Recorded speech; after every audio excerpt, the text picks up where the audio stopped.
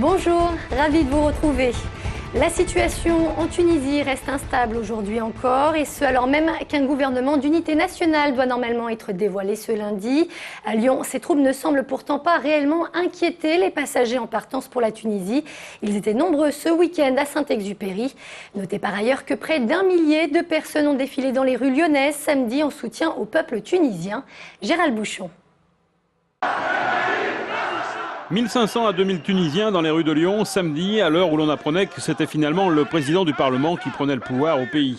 Mais c'est surtout la chute du président Ben Ali qui est fêtée. 50 ans, on vivait sous une chape de plomb, impossible de même réfléchir dans sa tête. C'était devenu l'anarchie totale chez les gens, dans leur façon de vivre. On était devenus comme des moutons. Après un passage sous les fenêtres du consulat d'Algérie, les manifestants se rassemblent devant la représentation tunisienne à Lyon pour réclamer la mise en place d'un pouvoir démocratique.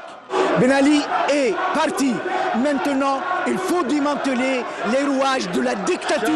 Il faut rester mobilisé, il faut rester vigilant pour que la victoire du peuple ne lui soit pas volée. À Lyon-Saint-Ex, on se presse au comptoir de Tunisair.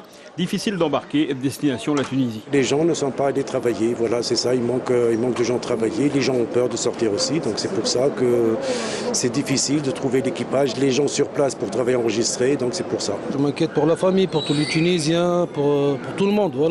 Je sais rien du tout. Qu'est-ce qui s'est passé là-bas? Il y a un profond malaise qui règne depuis bien longtemps et qui devait ressortir un jour et qui est ressorti aujourd'hui. Aujourd'hui, pour ceux qui ont créé des entreprises comme moi, je me retrouve dans une impasse complète. Plusieurs vols ont eu lieu ce week-end, mais une pénurie de carburant fait craindre la fermeture des lignes cette semaine. Et puis cette information révélée ce matin par nos confrères du Progrès, une femme a été victime d'une tentative de viol dans le TGV Paris-Lyon. Les faits se sont déroulés le 1er décembre dernier alors qu'elle était assoupie. Un homme d'une quarantaine d'années s'est approché d'elle et l'a agressée. Déjà connu des services de police pour des faits similaires, ce dernier a été rapidement interpellé. Il a été mis en examen. Depuis ce matin, c'est le grand test pour les élèves de CM2. Partout en France, plusieurs centaines de milliers d'écoliers sont en effet évalués en français et en mathématiques. C'est également le cas dans le Rhône. Des tests qui ne plaisent pas du tout aux syndicats de parents d'élèves et d'enseignants. Certains dénonçant le caractère trop binaire de la notation.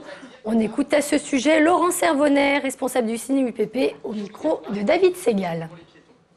Vous êtes dans un problème, dans une situation problème, vous réussissez toute la démarche de logique, d'analyse du problème, vous échouez l'opération, vous êtes en échec, au même titre que celui qui n'a rien produit en termes de démarche. Voilà, il est là le fond du problème. On est aujourd'hui, comme à chaque fois dans l'éducation nationale depuis quelques années, dans une logique comptable, de gestion comptable et par les chiffres, et on veut des statistiques pour faire du chiffre. C'est sans réelle surprise que Marine Le Pen a été élue ce week-end à la tête du Front National. Face à elle, le Lyonnais Bruno Gollnisch n'a finalement recueilli que 32% des suffrages. S'il a refusé un poste de vice-président, l'eurodéputé a toutefois assuré de son soutien la nouvelle présidente frontiste, notamment en préparation des prochaines élections présidentielles. Football à présent avec un très bon week-end pour les clubs locaux. En championnat, l'OL a fait un retour gagnant face à Lorient, résultat 3-0.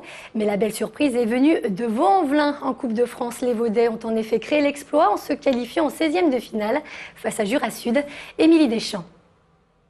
3-0 face à Lorient, c'est la plus large victoire de l'OL cette saison. Un doublé de Bafé Gomis et un but de Kim Källström permettent aux Lyonnais d'enchaîner en beauté un 13e match sans défaite en Ligue 1. C'est la première fois que l'on voit ici à Lyon un match aussi abouti depuis le début de saison. Une victoire qui laisse malgré tout l'OL au pied du podium de Ligue 1 puisque les 7 premiers du classement se sont imposés ce week-end. Tous les concurrents directs ils sont là, ça va être chaud jusqu'au bout, mais très intéressant pour le spectacle. 4e à 1 point du leader lillois qui compte un match en moins, l'OL s'attaque maintenant à la Coupe de France. Les Lyonnais affronteront Nice dimanche en 16e de finale pour le seul choc entre clubs de Ligue 1.